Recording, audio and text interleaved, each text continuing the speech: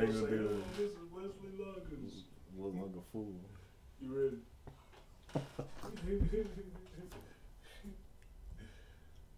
All right, let's go ahead and open up with a prayer. All brothers remove their head coverings. All sisters pray with their heads covered. And we face the east towards Jerusalem, where our temple was and where our temple in Hamashiach shall return. Our Father, Yahweh, Elohim, the Allah of Abraham, Yashak, and Yaakov.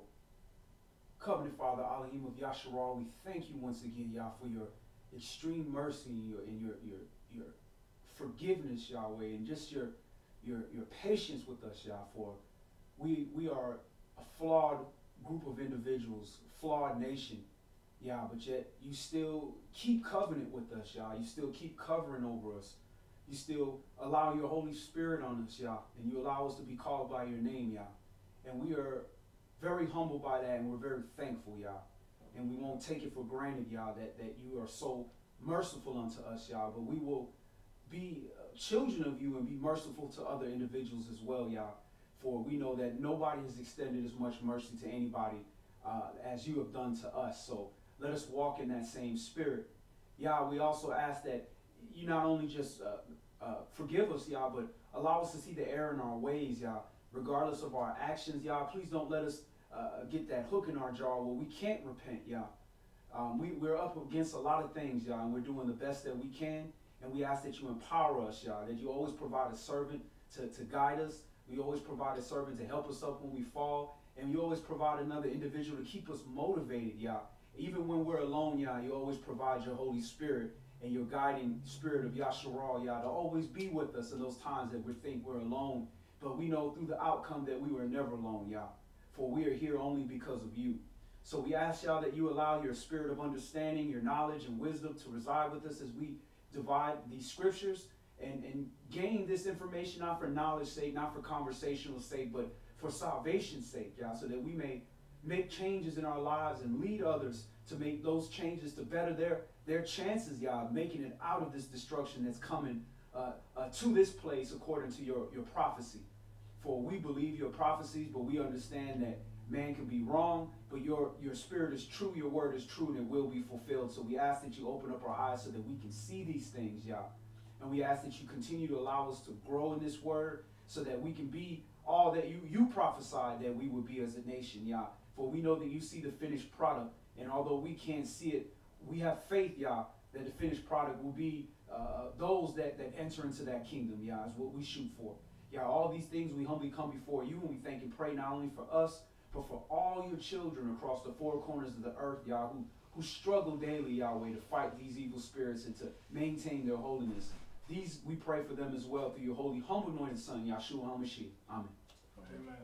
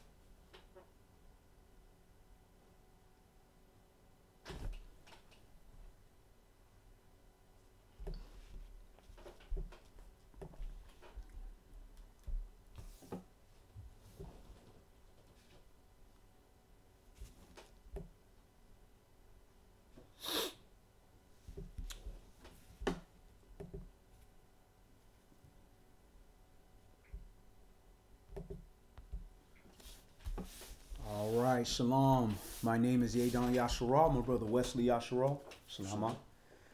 And the title of today's Bible study is Into the New Kingdom. Into the New Kingdom. And, what the adversary will do is he'll try to overload you with carnal things, with worldly things, with things that affect your responsibilities. I mean, we live in a carnal world. We can't just forget about our responsibilities to our families and to our personal life.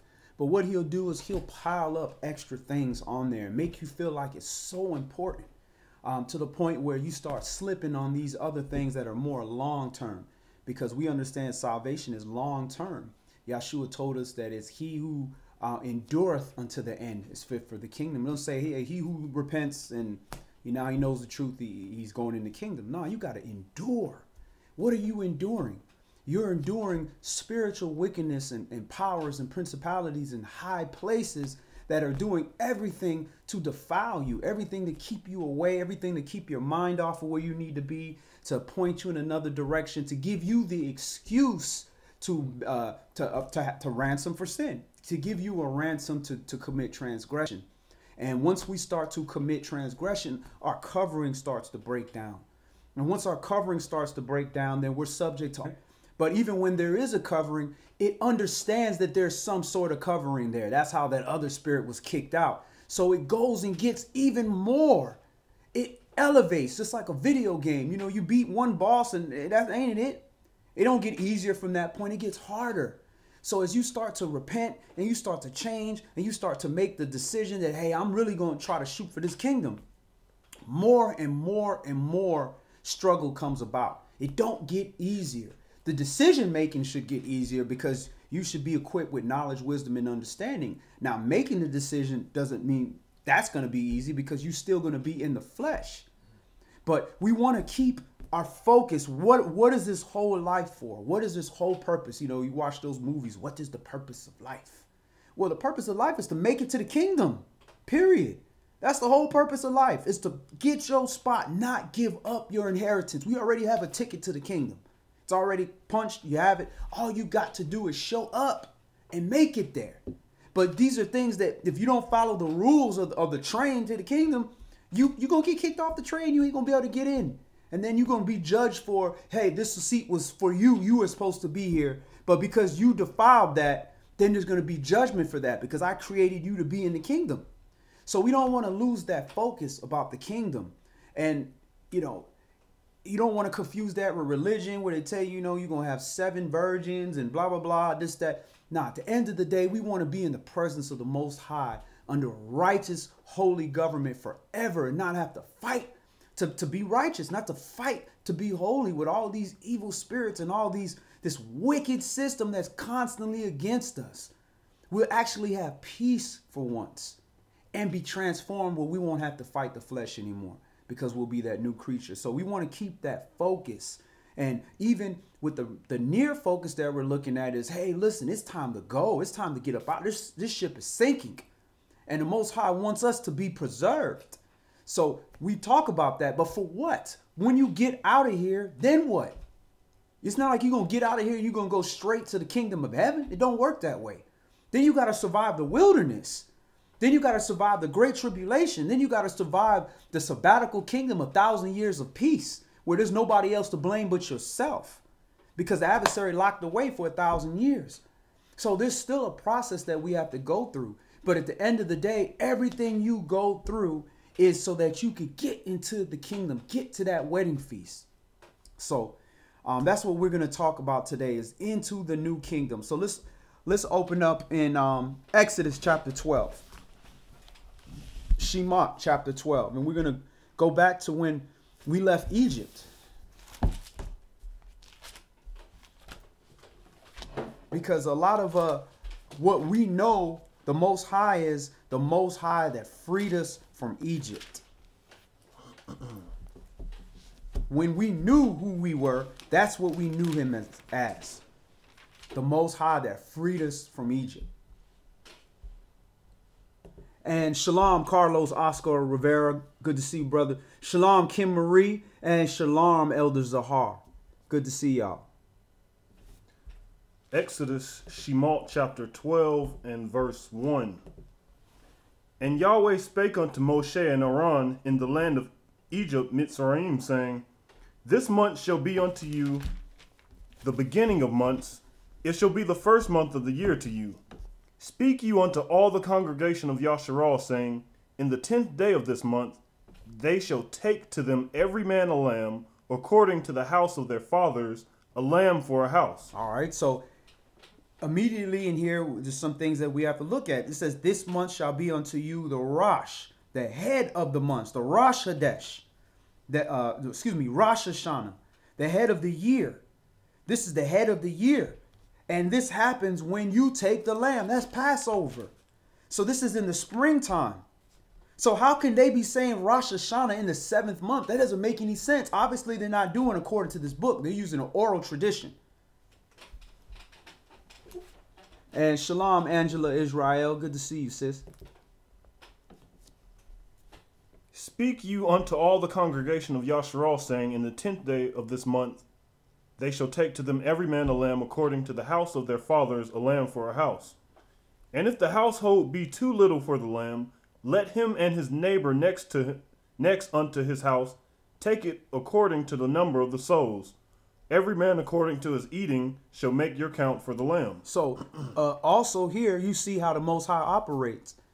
From the very beginning, even before we even got into Israel, he's setting up standards that, okay, when we feast and we come together and you have a little bit too much, share it with your neighbor. That don't mean, hey, you go get a deep freezer and you keep stuff for your, you're going to have stuff forever. No. If you were given more than enough, that means you were made the executor of like a, what do they call that person? A guarantor or somebody, or power of attorney over this stuff, whatever the proper term is. You're in charge of the estate. You have the stuff, but it's for your family. It's for you and it's for your neighbors. But when we get stuff, we take it and we say, nah, let me build a big bank. Let me Scrooge McDuck and jump in there and swim around in my money. Nah, you were given more so that your brothers, sisters next to your neighbors, so that they could have some. And he's saying this, you definitely going to do this in the holy days. Go ahead. Your lamb shall be without blemish, a male of the first year. You shall take it from the sheep or from the goats, and you shall keep it up until the 14th day of the same month. And the whole assembly of the congregation of Yashra'al shall kill it in the evening. And they shall take of the blood. All right, so now when you see here, and you shall keep it until the 14th day of the same month, and the whole assembly of the congregation of Yashra'al shall kill it in between the evenings. If you look at that Hebrew word that was in, it was bain, which means between. If you have the 1611, it actually has the little note in there where it says between the two evenings, because you kill it on the 14th day going into the 15th day when that sun goes down. And you need Jubilees to give you all the specifics. So they knew this because they had those other books. But King James left that out.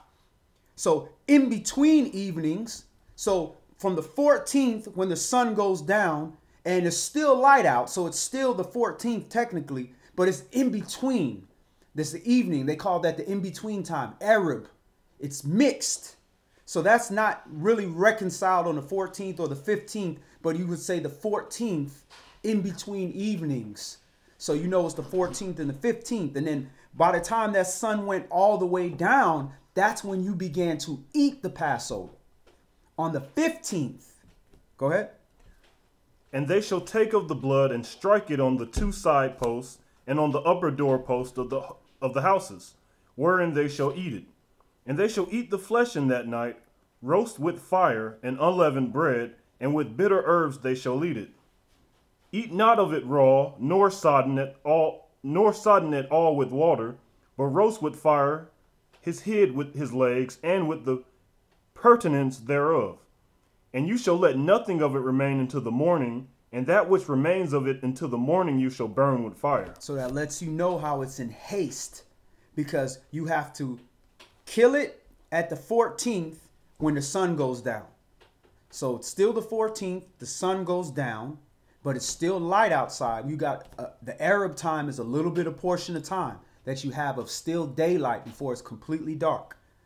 Then when it's completely dark, it turns the 15th, and you eat it on the 15th. And you have to basically eat it before that morning of the 15th comes. That's why you ate it in haste. You had to eat it that night. You had to prepare. Think about it. You had to kill it. You couldn't kill it until the sun went down. When the sun goes down, now you can kill it prepare it, do everything, and get it ready to roast. You're roasting it all through that time, all into the night, eating it at night, and it has to be done before the morning time. This is letting you know the day got to start at nighttime, or else it would be no rush. Go ahead. And you shall let nothing of it remain until the morning, and that which remains of it until the morning you shall burn with fire, and thus shall you eat it, with your loins girded, your shoes on your feet, and your staff in your hand, and you shall eat it in haste. It is Yahweh's Passover. You shall eat it in haste. So all these things are little clues that when you look at how this is kept, you look at the witnesses in Jubilees, you look at the witnesses here in King James, and you see how you're supposed to keep these holy days. For it to be in haste, it doesn't make sense for it to be in haste. The 16, that's 24, that's a whole day. That ain't haste. Anybody can eat something in a whole day. So that's letting you know the day got to start at night. There's little simple common sense things here in the scripture that if you really looking at it, it confirms when a day starts. This is one. Another one is Day of Atonement. It's not days of atonement. It says the ninth in between evening. So the night of the evening starts the 10th, and you have all from even to even, letting you know. How can it be even to even if the day starts in daytime? Then it would be days of atonement. Right.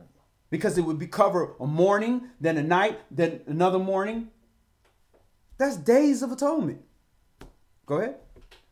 For I will pass through the land of Mitzrayim, Egypt, this night, and will smite all the firstborn in the land of Mitzrayim, both man and beast, and against all the mighty ones of Egypt I will execute judgment. I am Yahweh.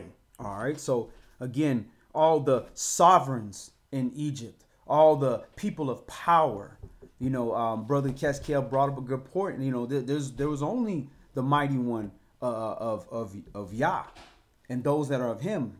Everything else is subject to him. They're minor to him. Go ahead. And the blood shall be to you for a token upon the houses where you are. And when I see the blood, I will pass over you, and the plague shall not be upon you to destroy you, when I smite the land of Mitzrayim.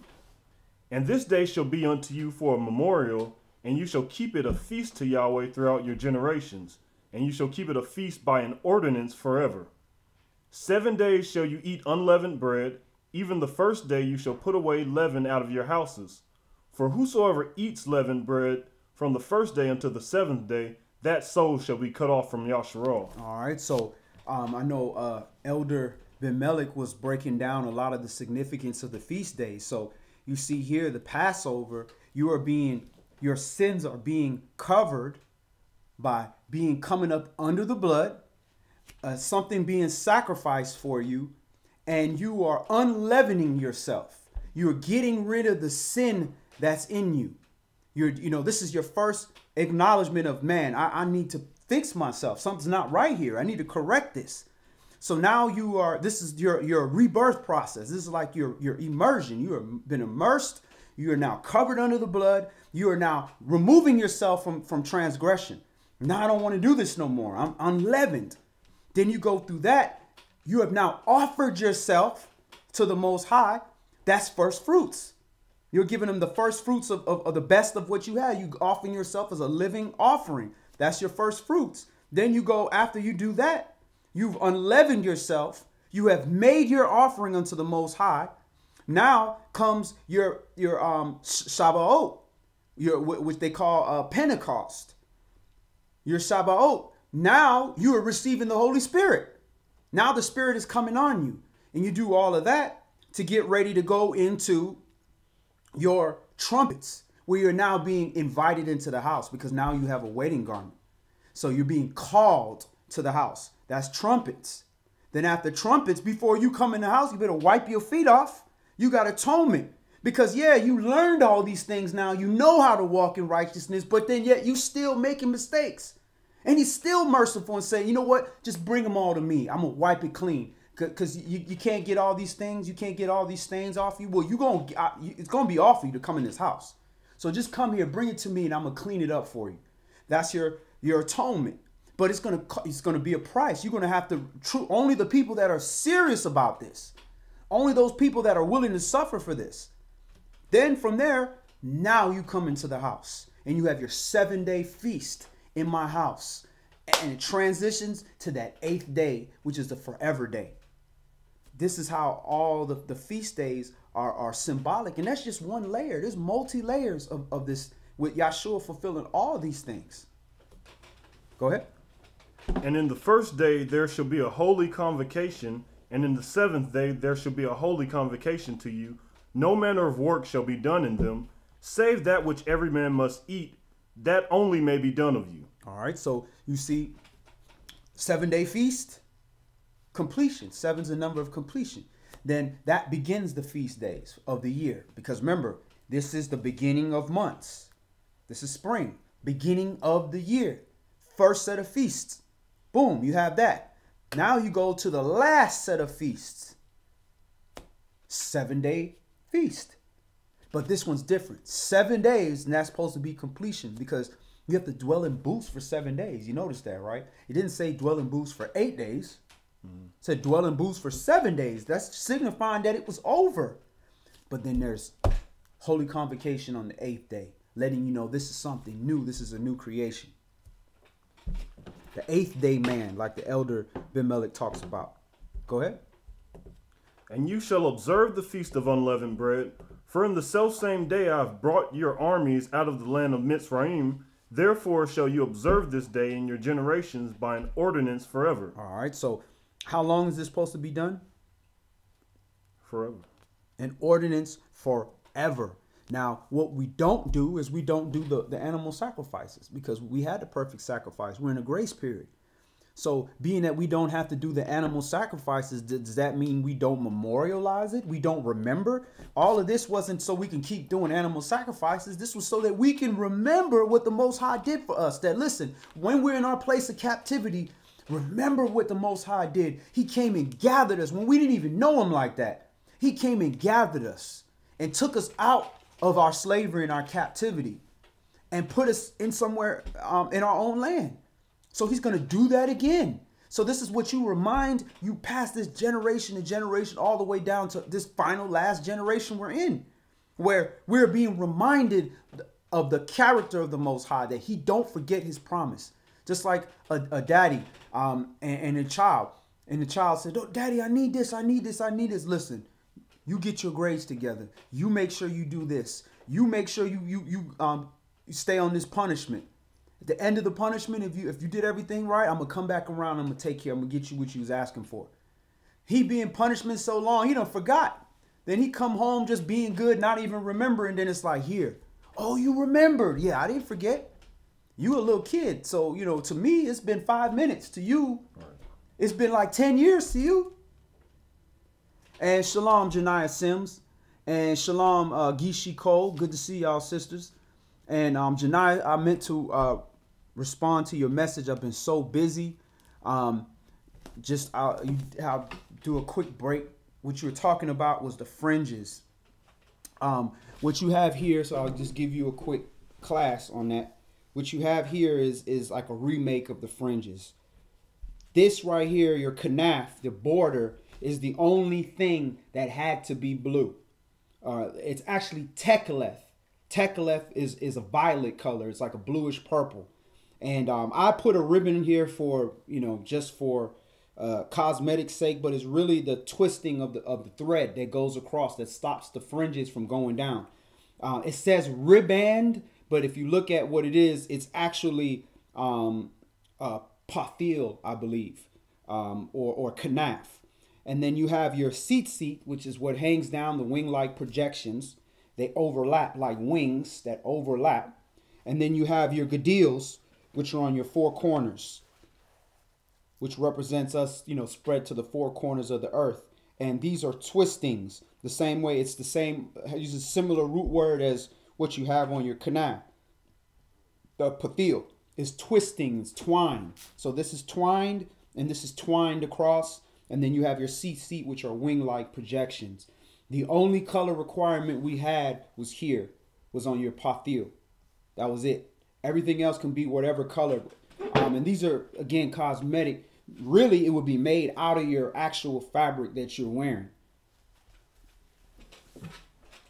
We do have classes on that. If you go to the YouTube page, go through the videos, you'll see it. I'll try to, when I get a chance, go look for the video that we did on that and email it to you.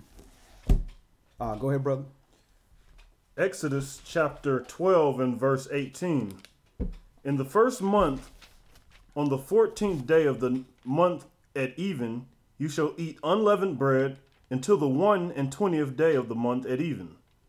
7 days shall there be no leaven found in your houses, for whosoever eats that which is leavened, even that soul shall be cut off from the congregation of Yashra'al, whether he be a stranger or born in the land. You shall eat no Passover. All right, let's jump down to verse 28.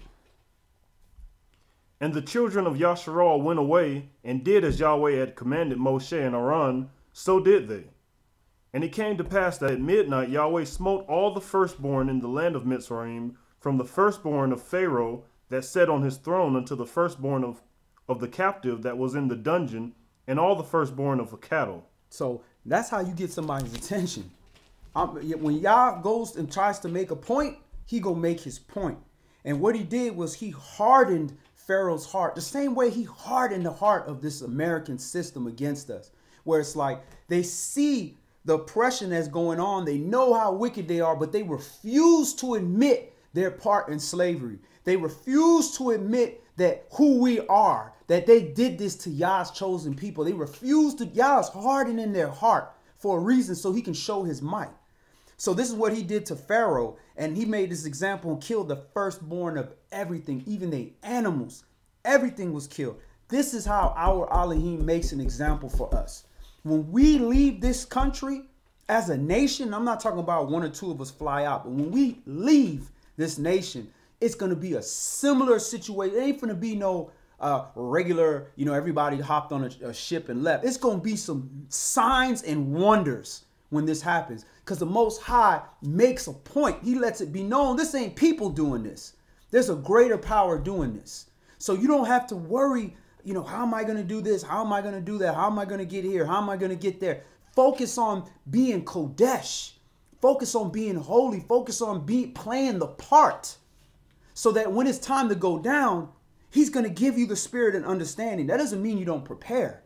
But don't put all your focus on trying to prepare, trying to stack up guns and food and this, that, and the other. No, put your focus on holiness, because what he'll do is that person that ain't focusing on holiness is preparing everything for you. Just like he said, you're going to have houses that you didn't build. You're going to inhabit places that weren't yours. Somebody else is building and preparing it for you. Go ahead.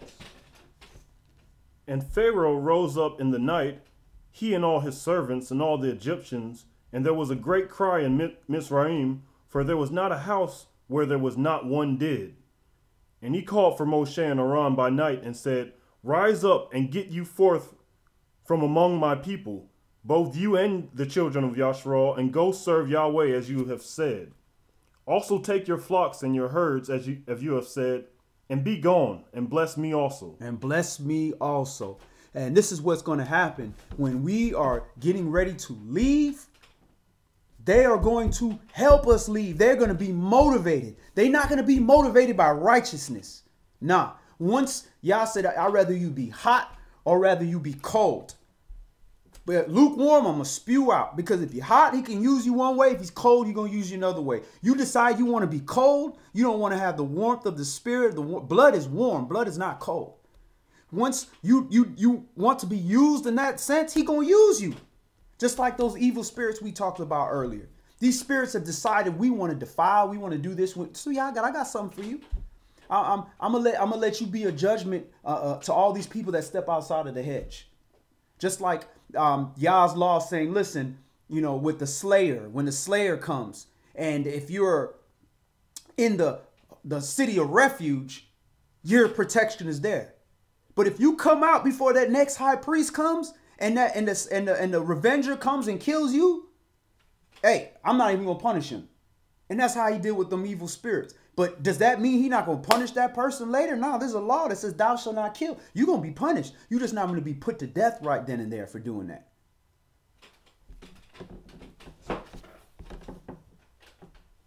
Shalom, Sister Farah.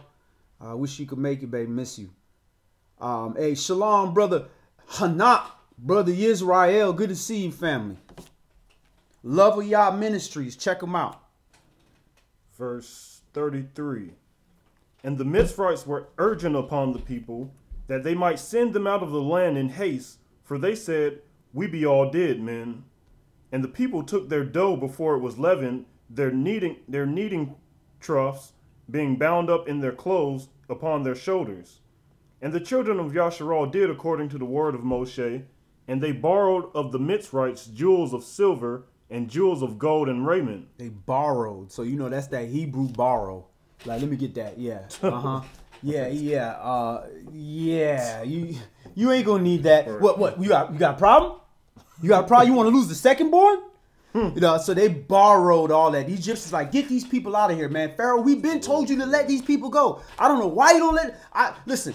I didn't even really want to press them. I mean, I only had to press them because that's what everybody was doing. I really ain't no oppressor. You know what I'm saying? Right. This is what. Get them out of here. So these people, Yah is going to destroy this nation to the point where they're like, get these people out of here. Send them home. Go home. This place is, but it's too late. The place going to be destroyed. When we leave, it's like every other nation. It's going to be destroyed. It will never be a superpower again. And this is why they don't want us to learn righteousness or learn holiness, so they feel that they can extend the time period. But at the end of the day, you saw what Yah did. He said, for the very self-same day, are you leaving? The same day you having this matzah, this the day you came in. It's moving according to the heavenly tablets. It's all on point. It's all on time. You're not going to stretch it. You're not going to shorten it. And this is why you have to pay attention to prophecy, because if we're right, it's coming up quick. If we're wrong, we're wrong. We're just wrong. But guess what? It's going to happen. So what happens if you are right and it does happen and you didn't prepare, you didn't do anything? You're going to be kicking yourself. Could be like, I knew this was going to happen. And you didn't warn anybody? Then guess what? That blood is going to be on your hands as well. And what time did they come and get these people? We just read it. When he came and got the Hebrews, Pharaoh came and got it. What time was it? It was in the evening, wasn't it? Verse 29.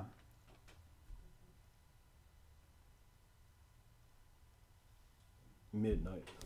Midnight. We left on the 15th at midnight. All right, so let's do some thought process here. Okay. 14th at even, in between evenings, Bain Areb, in between evenings. That means the sun is going down on the 14th. As soon as the sun goes down, kill the lamb. You got to prepare it, do all that stuff, because you got to begin eating at sundown. I mean, excuse me, at Layla, when it becomes dark. That's the beginning of the 15th. So just say that happens like around springtime, maybe like 7, 8 o'clock. All right, just say 8 o'clock.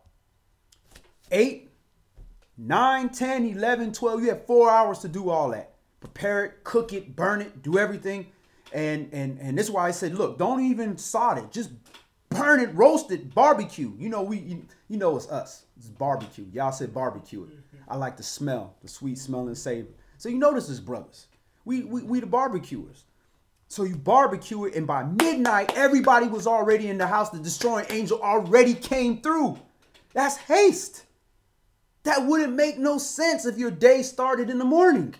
So that means they did it all day long, did everything, blah, blah, blah, blah, blah, blah. And then midnight. Nah, it don't add up. That's haste. This is why I say gird up your loins. Get ready to eat and get up in that house. And you didn't know what time the destroying angel was coming that first time. You just knew he was coming, so you bet people just jamming stuff down their mouth to get up out of there because they saw what Yah was doing to these people, and they didn't want none of that. Go ahead. Verse 36. And Yahweh gave the people favor in the sight of the Mitzrites, so that they lent unto them such things as they required, and they spoiled the Mitzrites.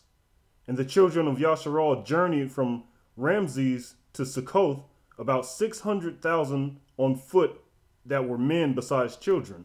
So 600,000 slaves left Misraim. How many, these were of men, how many of those 600,000 men entered into the kingdom?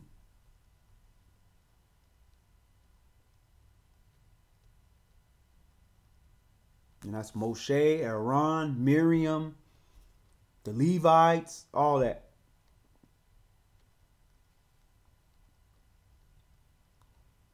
There's only two, right? Two. Yeah. Or, excuse me, actually enter into the kingdom. We don't know. He don't need everybody. What we do know is in Zechariah chapter 12, he tells us 2/3 of us are going to be cut off from the kingdom and die. The third of us is going to be put through the fire. So you have to understand the Elohim that you're dealing with. Is he doing this because he's mean? He's just wicked? Nah, we wicked. We mean. He is extremely merciful. We're evidence. We're all evidence how merciful he is.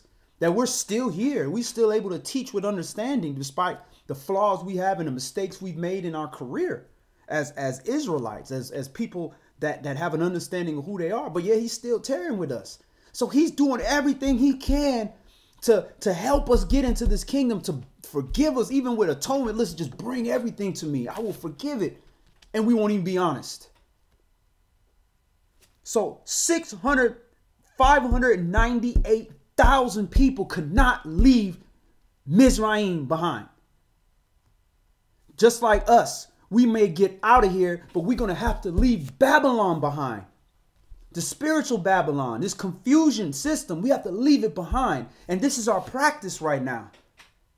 That we're coming out of Babylon. To come out of Babylon, you got to come out that confusion first. Then you come out the physical place, or else you're going to bring the confusion with you. So if we don't let go of those idols, back there we were poor, we were slaves. So, I mean, it's not like we could really make ourselves into too much idols. We didn't have much of a choice. We were slaves. But we had the little idols feeling like, oh, Massa, if I hold that little idol, Massa, is nice to me on that day or whatever. We got to let those idols go. We got to let Jesus go. That's Massa's idol. That's his image that he created. That ain't Yahshua. That ain't Hamashiach. That whole idea of him, how he operates according to man, any man could come around and just make up something real nice and be like, yep, that's sweet Jesus. Nah, Yahshua's in this book and he described how he is. This is his description right here, cover to cover. That's his description. He's the word. I come in the volume of the book. We got to let those idols go. And with this nation, the new idol that we have now, which is bigger than anything, is what? What do we think is the biggest idol that we're dealing with right now? What do you think, Wes? Money, probably. Mm-hmm. Money is a very big idol. What about people that don't really care about money? Self. That biggest idol. Because I can do what I want to do. I control my destiny. That's the secret. I think it and it happens. They wrote a whole book about that. Speak it into existence. Man, you turn to yourself. How you gonna speak something in existence? Are you considering Yah's will? What if that's not his will? And you are speaking, you have the power to speak something in existence, but you're making something happen against his will. That's the adversary. That's true. We talked about the great accuser. Yahshua is the great protector, the great intercessor. He's not accusing you. He's trying to, he's trying to protect you. So what's the opposite of that? The guy who's trying to accuse you. So we have all this mouth. We can do this, we can do that. I'm just going to do that. And because, that was old time. This is different. It's different when it's me. And we all got some of that hypocrisy. I'll tell you what my biggest hypocrisy, and I still got to work on that, is I will cut you off in some traffic. I will cut you the heck off. I'll zoom in. I'll run you into the curb. You try to cut in. You don't wave. You don't let me know. You don't allow me to be like, yeah, you can go. I'll run you into the curb. But me, when I get on the side, I'm zooming. I'm not putting no indicator. I'm taking it. Then I will get mad when somebody do the same thing to me. That's straight hypocrisy, man. And you can't do that. Treat people the way you want to be treated. So I got to mentally say, nah, let me stop. Let me let somebody in. But I'm just used to that Miami driving where nobody going to let you in. So you just going to do what you got to do. But if you offending little things, you offended big things. So I had to look at it wasn't so much the traffic. You had to look at the actions. So if we focus on the little things that we do, we can say, what is the root of that? The root of that is, I think I'm better than somebody. I think I'm special. I can do it, but you can't do it. That's dangerous. And if you can do it in traffic, then you can do it in other things. And that's making yourself into an idol. And it's not because we're not royalty. We're royalty. Shoot, we should be able to do, man, you move out the way. We kings. We son of kings. We anointed priests. But nah, that's not how this new kingdom is going to operate. Don't operate that way. The greatest among you will be serving them all. And this is what Yeshua was showing that was completely against what the Pharisees were doing. Go ahead. Exodus chapter 12 and verse 38. And the mixed multitude went up also with them, and flocks and herds. Let's look at that word for mixed multitude. What's that word? Very interesting. 61:54. Look it up.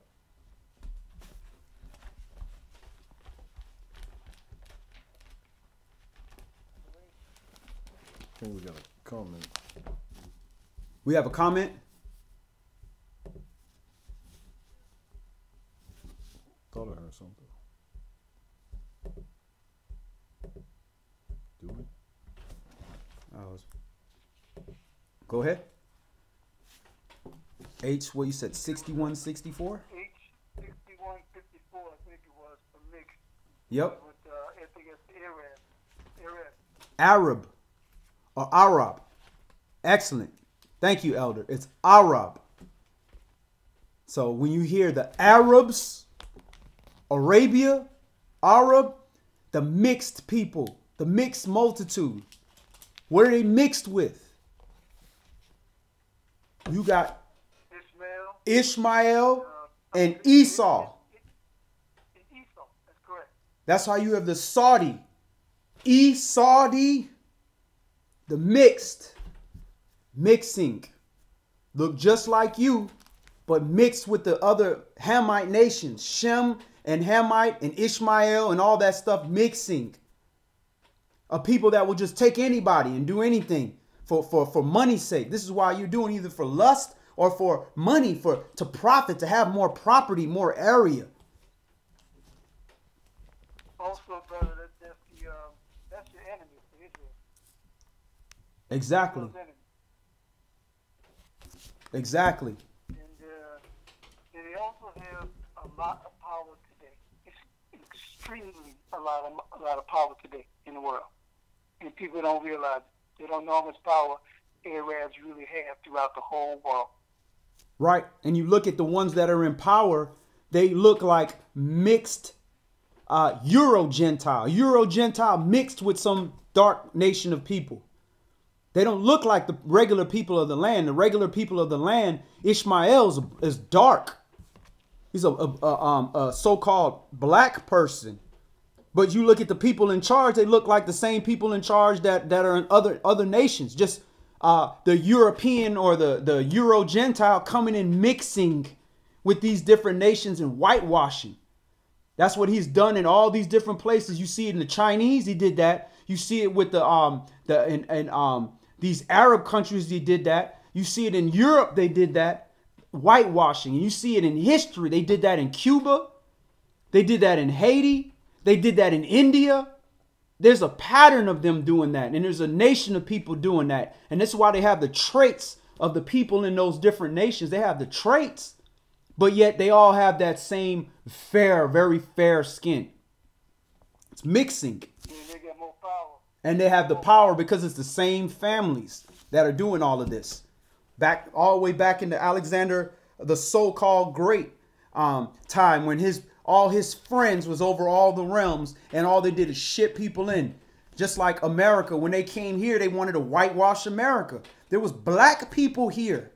The Native Americans were black people. But what they did is they paid these criminals and the deviants over there, the homosexuals and the diseased people and the weird doctrine, devil worshippers and all that, and they shipped them over here and they paid them. And what they did with these white people in this country is they gave them land and money. All you had to do was just develop the land. Whitewash. That's how you whitewash a place. They did that same. Why? Because Castro was like, you not finna rape this country. You not finna have all the Europeans come over here and use slave labor while the people are poor. Castro knew he had roots, African roots. So this is a system that they do, colonize. And this is why they call them colonizers. Now, does that mean all white people? No, absolutely not. I can't say that because I don't know all white people. But no, that's not the case. But that family, those few families that's over all of these things were doing that. Go ahead. Exodus chapter 12 and verse 38. And a mixed multitude went up also with them, and flocks and herds, even very much cattle. And they baked unleavened cakes of the dough, which they brought forth out of Mitzrayim, for it was not leavened, because they were thrust out of Mitzrayim, and could not tarry, neither had they prepared for themselves any victual. Now the sojourning of the children of Yashra'al, who dwelt in Mitzrayim, was 430 years. All right, so the sojourning of the children of Yashra'al who dwelt in Mizraim was 430 years. Now you go to the Septuagint version of it, it says 400. The sojourning in Egypt and Canaan was 430 years. So that's the claim that some scholars like to use, that, oh, we was in 400 years in Egypt and the 30 years was Canaan. Nah, that's BS. Because if you go before that, where they got that part? Why is it in the Septuagint? The Septuagint is around 5th, 6th century CE, which is 500-600 years after the death of Mashiach. Who was in control at the time of Mashiach? Who was in control? It was Rome, right? Rome and Edom. And Herod. Yeah, Edom. Edom. The Edomites, the same people that were our enemies, Esau. So you have the Romans and Esau is in control all the way to the time of Christ. Now you got 500 to 600 years after. And you want me to trust that? That you want me to trust that information? Saying that mysteriously makes it different in the writing? But then you go to the Dead Sea Scrolls and you go to now 4th, 5th century BC. It don't say that. But I'm supposed to believe because somebody wrote it in modern Hebrew. Man, get that crap out of here, man. I'm not dealing with that. I can use common sense. 400 years, you said, I will send you into Egypt again. Again. Deuteronomy 28 and verse 68. I will send you into Egypt again by ships. How did we get to Egypt the first time? By land, right? You're walking. We walked. So conveniently, the people who use this modern Hebrew, which is the Euro-Gentile who use, and the Arab, the mixed people use this new modern Hebrew. They wrote all this stuff and you want me to believe them? Nah. Will I use it as a point of reference? Yes, I will. Absolutely. Because some points is on point, some points is off. But at the end of the day, you want to go back to an older source so you can see. Also said we won't get slaves there for 40, 30 years, only about 210, maybe less. You said, oh, exactly. We were only slaves for maybe 180 something years. Because remember, we came in, Yosef was number 2.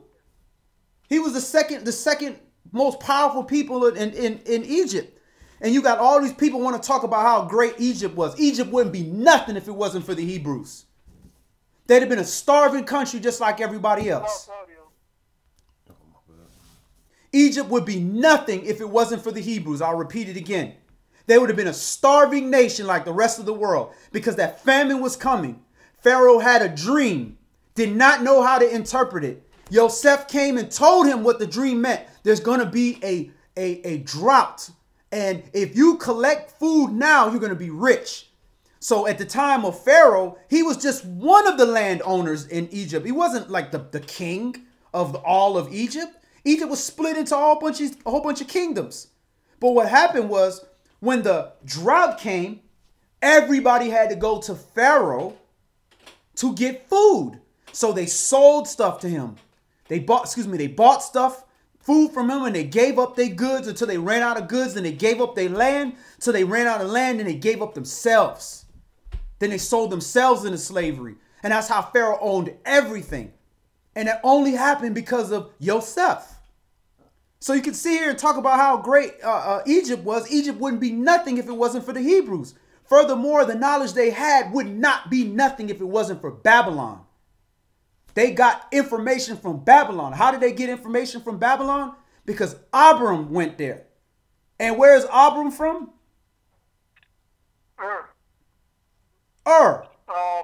Where's that? Is that It's not Mesopotamia. Mesopotamia, exactly, Wesley. That's Babylon. He came from Babylon, so he brought that information there. If you go to Flavius Josephus, it shows. It talks about it. How he went there and taught them how to read the stars and taught them science and math and all these type of stuff. They got Babylon knowledge. Before you had all these great Egyptian tablets, there was the Sumerian tablets. Not Sumerian, not Northern Israel. Sumerian, S-U-M-E-R, from Sumer. So everybody always want to talk about their Egyptian because like that's the only country ever in Africa. Nah. There was a lot of great kingdoms before Egypt even came about. Nimrod was in place, and he wasn't a Hamite. Go ahead. Yeah, I want to add a little spot there. You go into King James, then you're going to find out when you read it that later on, like how people became slaves there, and that's one thing I always thought about. And then I found out that. When it says that they had a king later on that did not know Yosef. Right.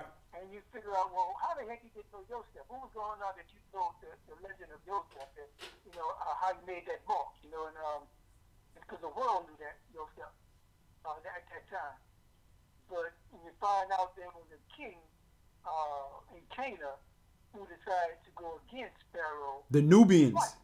The Nubians. Right. His name was Baba, something like that, somebody else. And the reason that he went against Egypt is because he found out that the children of Israel, Elohim, promised them the land. And so he was going up against that to stop that. So he fought the king of Egypt first, Pharaoh. He lost. Then that king died. And when he killed that, I think that king died, another king took his place. But he had fought him again many years later, and that king was killed by that king, and he became king of Israel. Of Mizraim. Mm-hmm. And then he decided he was the one that said, "Let's feel wise with him and make him slaves." When I saw that part, I said, "That's because they deleted it in the King James Bible." So now I understand what the reason was. So Yahweh's fame has went across that part of the known world. They feared the power of Yahweh, even before Yahweh did his thing. You understand? And he said, feared him and wanted to wage war so the children of Israel could be destroyed or encased in slavery till they destroy them. So that prophecy of what was given that he's saying to get that land of milk and honey, they won't get it. They wanted to stop that. And that's about the same thing that's happening today. They're trying to destroy the children of Israel any which way they can, and also if they can, DNA breed them out, anywhere they can, so that prophecy will not come to fruition. But we know Yahweh is more powerful than that. He will not allow the enemy adversary to disrupt his plan. Right. Absolutely. All right. Go ahead and finish that. Verse 41. And it came to pass at the end of the 430 years, even the selfsame day it came to pass, that all the hosts of Yahweh went out from the land of Mitzrayim. It is a night to be much observed unto Yahweh for bringing them out from the land of Mitzrayim. This is that night of Yahweh to be observed of all the children of Yashra'al in their generations. It is a night to be observed. This is also letting you know that when they left in the 15th day, the very self same day, they left in the night. They didn't leave the 15th after the day started, then the night came. This led The Passover, there shall no stranger eat thereof. But every man's servant that is bought for money, when you have circumcised him, then shall he eat thereof. A foreigner and a hired servant shall not eat thereof. All right. A foreigner, somebody that's away, they just came to work, whatever, they don't really live amongst you. And a hired servant, he's just hired to come in here and work and go out. He can't take part. Go ahead. In one house shall it be eaten. You shall not carry forth aught of the flesh abroad out of the house, neither shall you break a bone thereof. All the congregation of Yashra'al shall keep it. And when a stranger shall sojourn with you, and will keep the Passover to Yahweh, let all his males be circumcised, and then let him come near and keep it. And he shall be as one that is born in the land, for no uncircumcised person shall eat thereof. So when a stranger comes from another place and comes and sojourns with you, which means they're with you, they dwell with you, they're part of your community, they have to be circumcised. They're males, just like they were in the covenant. But now if you are over in Rome and you are keeping the commandments, you can't make that part. This is why Saul was like, I can't circumcise these people, these Gentiles. We in their land. How am I going to come in their land and make them get circumcised? No, this not the covenant. These people aren't under the covenant. Go ahead. One law shall be unto him that is homeborn, and unto the stranger that sojourns among you. The stranger that sojourns among you. If these other nations want to sojourn with us by the kingdom, they gonna have to keep these commandments. Or they can stay wherever they and do whatever they want. Just get no rain. If they don't come bring their stuff up. Go ahead. Thus did all the children of Yashra'al, as Yahweh commanded Moshe and Aaron, so did they. And it came to pass the selfsame day that Yahweh did bring the children of Yashra'al out of the land of Mitzrayim by their armies. So the self-same day they came in, the self-same day they left. So Yah has a clock. He knows exactly what's going on. And he allows, and he's raising up people for that very purpose to happen the exact same time that he says it's going to happen. Now, we may not be privy to that exact day or that hour. Didn't say we wouldn't know the year. It says no man knows the day or the hour. We were given 400 years. We were given an exact year amount. We weren't given an exact day. So that's something you want to consider. Does that make you a false prophet if you misinterpret? No, because I didn't prophesy this. Elder didn't prophesy this. He didn't come up with this prophecy. Yahweh came to me in a dream, in a vision, and told me this is what's going to happen. Now he's interpreting the book. And he could be wrong, just like I could be wrong. But at the end of the day, if he's wrong, he's wrong. But if he's right, he can help save a lot of people.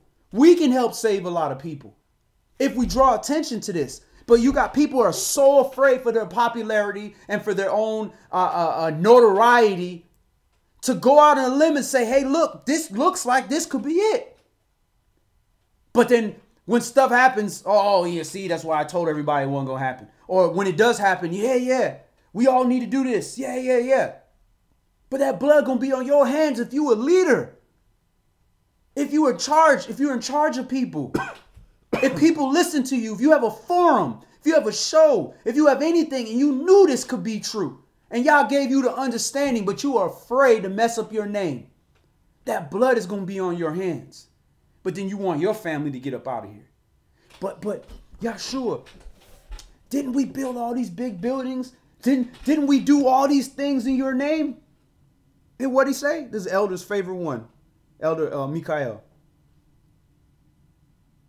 What did Yahshua say to him? Get away from me, you worker of iniquity. I never knew you. Get away from me, you worker of iniquity. I never knew you. You did that for yourself, to make a name for yourself. You didn't do it for my name, for my character, for my word. Let's move on. Let's go to Jeremiah chapter 23. We're just going to read verses 1 through 7. Jeremiah. That's the one thing that separated us here at Israelite gathering is we weren't afraid to be wrong. We want to study this word to show ourselves approved, do as much research, listen to as many people. There's strength in the multitude of counselors. And once we had an understanding and could precept it and teach it and prove it, then we taught it. If we were wrong and we got corrected, we humbled up. Hey, we were wrong. But we weren't afraid because we ain't nobody. We just regular people. We trying to give the best that we have. If teachers would do that, then we would be able to piece together more information. But people so afraid to look like they don't know everything. And that holds them back because you want to be perceived better than what you are. Nobody knows. But we do know what these scriptures say. And we do know that we are given the spirit of interpretation and know how to precept certain things. So if it looks a certain way, hey, we're going to warn people. Jeremiah chapter 23, verse 1. Woe be unto the pastors that destroy and scatter the sheep of my pasture, says Yahweh. Therefore, thus says Yahweh Elohim of Yashra'al, against the pastors that feed my people. You have scattered my flock and driven them away, and have not visited them. Behold, I will visit upon you the evil of your doing, says Yahweh. So these pastors that take advantage of the people, that pick on certain people that try to ask questions. Is that my water? Total. Pick on people, bully people, gang mentality, use them up for their money, do everything, teach all kind of weird doctrines so that they can control people. Afraid to correct themselves because they don't want to look bad. So they just abuse anybody that tries to uncover that they're wrong about something instead of just repenting. This causes people to be fleed. Either they got kicked out or they fleed for their own security. But you didn't visit them. You didn't go see them. You didn't try to help them. You didn't try to say, my bad. There's going to be a recompense for that. Go ahead. And I will gather the remnant of my flock out of all countries whither I have driven them, and will bring them again to their folds, and they shall be fruitful and increase. This is what he's talking about. He's prophesying of this time that's coming. He's going to gather the remnant of the flock. What happened to the rest of the flock? Yeah, cut off, right? They died. This is who's left, the remnant. So these people that were scattered away from these mega churches, scattered away from these cult assemblies and cult camps, scattered. They just went out here and died, fell away from the word, just died. And a few that are survived, that fought through it, that said, you know what, I'm not going to just say all Israelites are wicked because I had a bad experience, or I had a bad Israelite wife, or I had a bad Israelite husband, or I seen on TV my people bashing some white people or whatever, and you know, the media cut off the 90% truth and put 10% of negativity to produce an image, and now you embarrassed to be called an Israel. All these people died. But the few that said, listen, I ain't here to worship people. I'm here to worship the Most High. And Yah told me if I want to worship him, I have to worship him through his son, which is this word, the Savior word of Yah. Go ahead.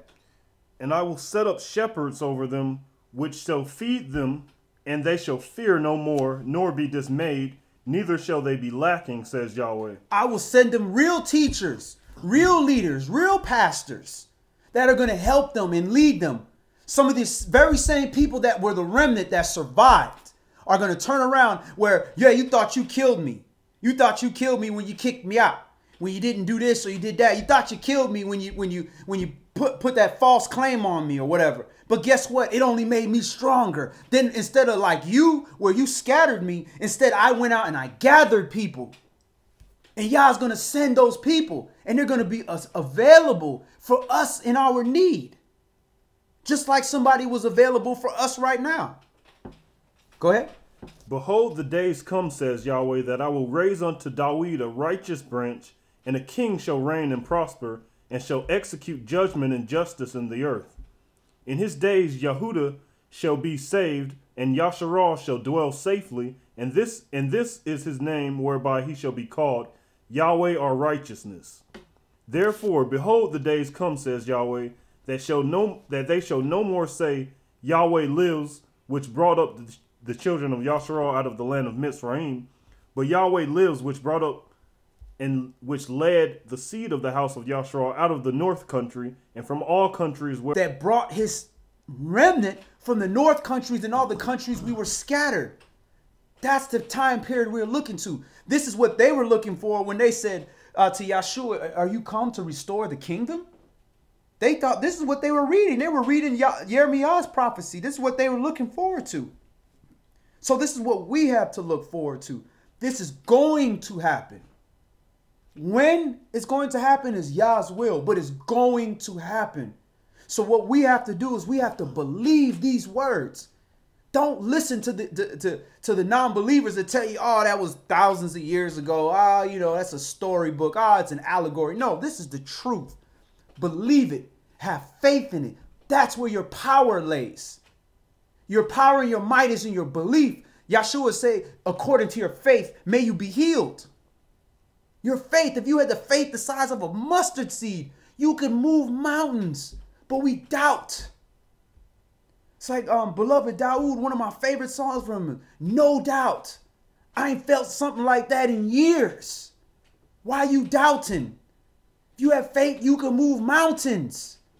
We got to believe this. Don't believe the media. We believe what we see with our eyes. What about your panea? What about your spiritual eye? Use your spiritual eye to connect with the Spirit in these words and believe it with your heart. If you believe it with your heart, your mind is going to follow and you're going to make the changes in your life and it's going to manifest. And now the Spirit is going to manifest in your life. And now you'll be able to remove demons. And you're going to start with you asked me, Wesley, about the power to exorcise unclean spirits. You know, the first unclean spirit you're going to have power to remove? What's up? Amen. You can remove that unclean spirit in yourself. If you can remove the one out of yourself, you can help remove it out of another brother. And you ain't just going to do it by touching yourself and say, get out, evil spirit. You have to pray and fast. You have to tarry. You have to clean the vessel. All right, let's move on. Let's go to Daniel chapter 7.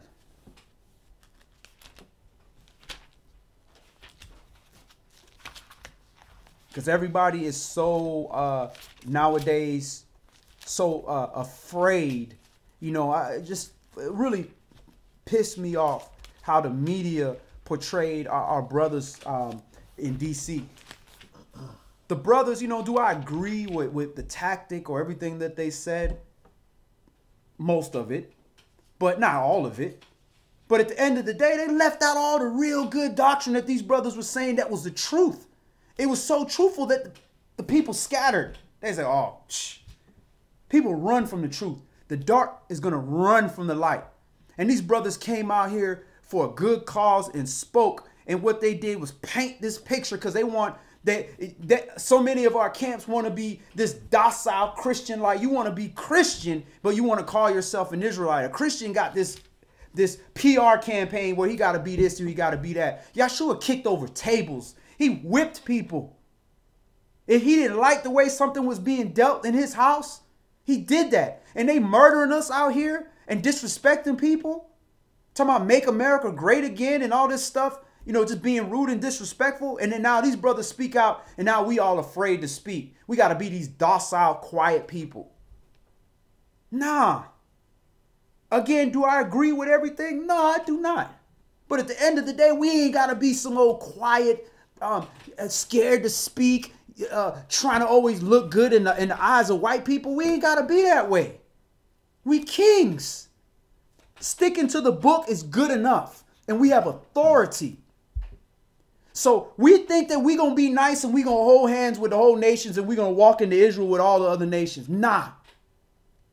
And we're going to make a covenant with the government of Israel and they're going to allow us to have land. And that ain't happening. Not according to these scriptures. And we're going to read how we're going to take this kingdom.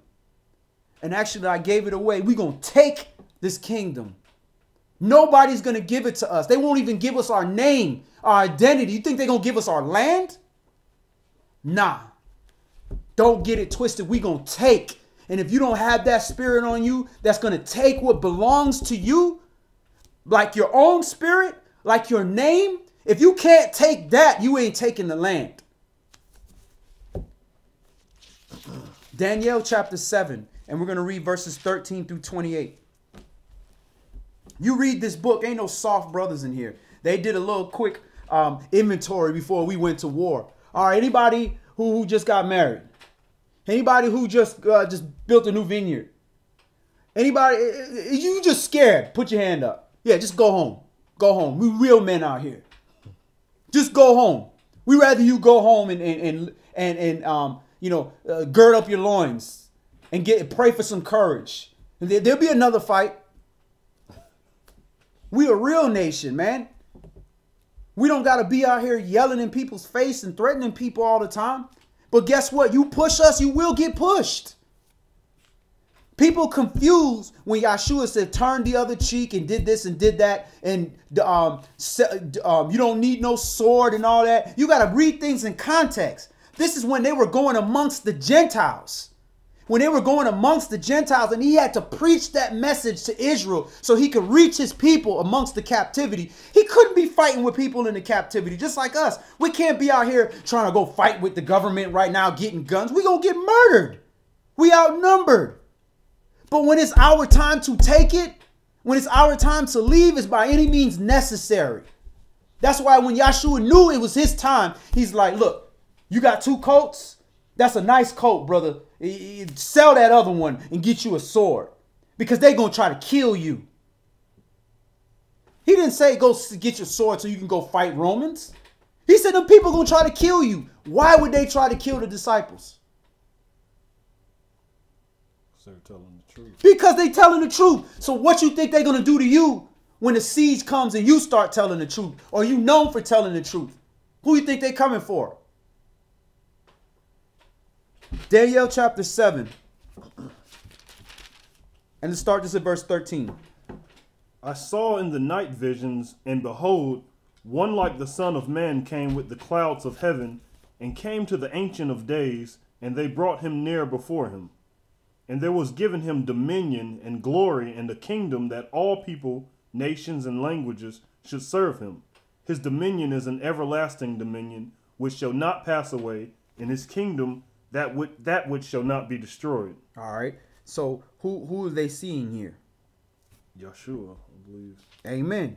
Because if he looked like the Son of Man, he looked like a man. People confuse this. If you see an image of a man, that's not Yah.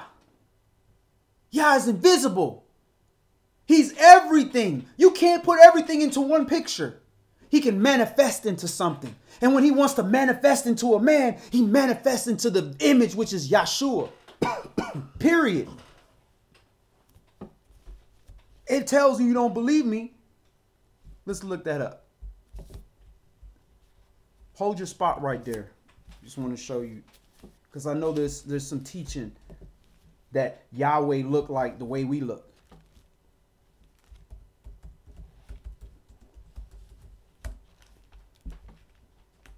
Colossians chapter 1.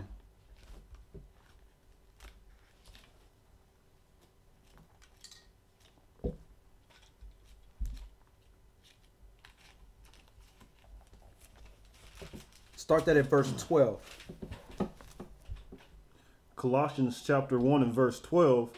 Giving thanks unto the Father, which has made us meet to be partakers of the inheritance of the saints in light, who has delivered us from the power of darkness, and has translated us unto the kingdom of his dear Son, in whom we have redemption through his blood, even the forgiveness of sins. So it's talking about a specific person here who has delivered us from the power of darkness, that's Yah, and translated us into the kingdom of his dear Son. So who's the dear Son?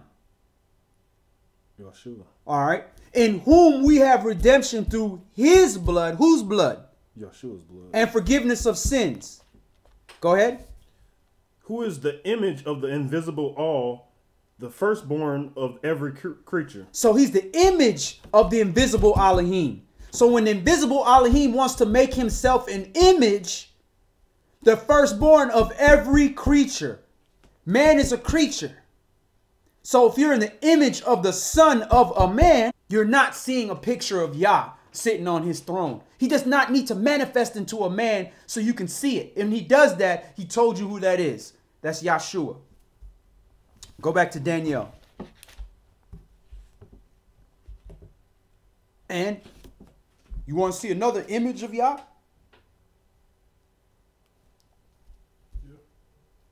There go one right here. There go another one right there. There go another one right here. That's the image of Yah. Go ahead. I, Daniel, was grieved in my spirit in the midst of my body, and the visions of my head troubled me. I came near unto one of them that stood by, and asked him the truth of all of this. So he told me, and made me know the interpretation of the things. These great beasts which are four kings, which shall arise out of the earth.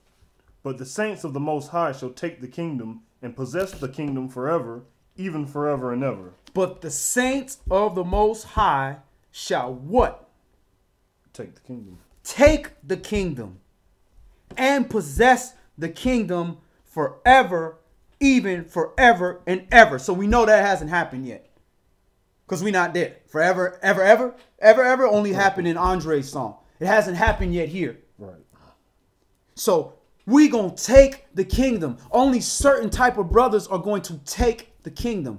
These are people that are going to follow Yah's obedience and instruction. Not, well, I don't want to, I ain't trying to do that. Or scary people. It is not going to mean that you're not going to be concerned with your life. That, hey, man, there's a lot of guns over there. There's a lot of people. There's a lot of nuclear weapons over there aimed at us. But those are people that are willing to sacrifice their body and believe that Yah's going to make a way for them. All right, let's stop right there. Let's go to 1 Corinthians chapter 13.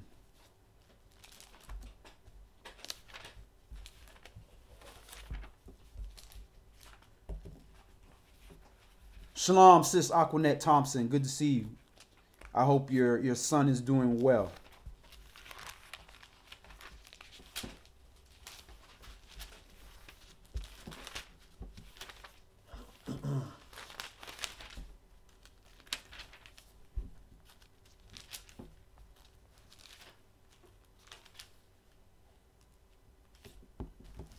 We had the sis Aquanette.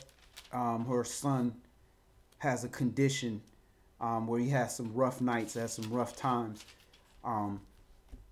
So you get the power of prayer. We could all pray that she gets some relief, and that her son gets the spirit of healing, so that he could have a better time dealing with a very difficult situation.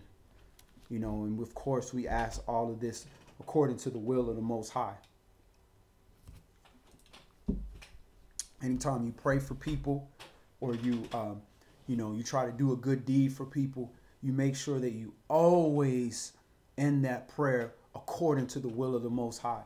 Even Yahshua himself said, look, man, if you could remove this cup from me, man, that'd be great. But according to your will, I don't want to be thinking that I know better than you. I'm not trying to go against your will. A real servant not trying to go against the will of the Father. Amen. He's listening. Hallelujah. Praise God.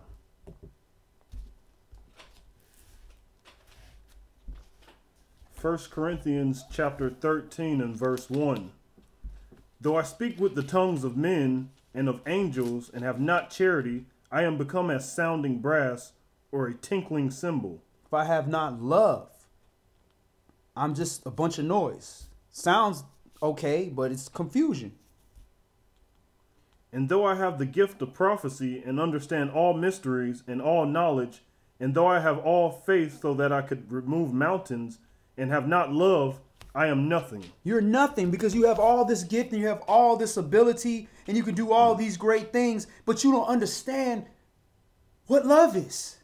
You don't understand the purpose of love.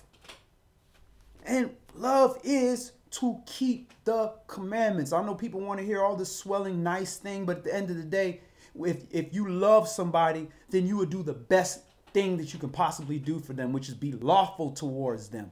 There is no better way to be towards somebody who's lawful. Because once you understand the lawful aspect of it, then you're going to want to do above and beyond. You're going to want to do it in a way that is going to be righteous towards them. That's the greatest reward you can give somebody. But we think love is just be nice to somebody. Nice could mean lying to somebody so their feelings don't get hurt. Nice could be like, don't tell them something not to do something because, you know, it's going to disappoint them. Nah. What if that thing causes them to die or miss the kingdom? That ain't love. You loved yourself. Go ahead. And though I bestow all my goods to feed the poor, and though I give my body to be burned, and have not love, it profits me nothing. You didn't do it for the love. You did it for yourself. You had no love. You did it because you wanted to be able to say, I did it. Love suffers long and is kind. Love envies not. Love vaunts not itself. Is not puffed up. All right. So this is the hard part for us to realize. We think that when you in love and you love somebody, it's going to be just peaches and cream. It's just going to be great. Everything's just going to be perfect because we love each other. That ain't realism. He's telling you right here, love suffers long. How is that in the definition of love? It doesn't say love can suffer long. It says love suffers long. Because when you manifest love, the enemy of love, which is hatred, the adversary, the devil, is going to come against you. He doesn't want that. Love creates life. He wants to create death. So to create death, he has to counteract love with hate. But we with this Roman antics, thinking that everything gonna be peaches and creams and kisses. Nah, man, when y'all go through it and y'all stick together and y'all try to keep the commandments and work it out and practice being better saints, that's love. Go ahead. Does not behave itself unseemly, seeks not her own, is not easily provoked, thinks no evil, rejoices not in iniquity, but rejoices in the truth. Rejoices in truth. That's another thing. Does not rejoice in breaking the commandments, but rejoices in the truth. So that means when y'all in an argument and y'all doing stuff, love wants to hear the truth. You know what?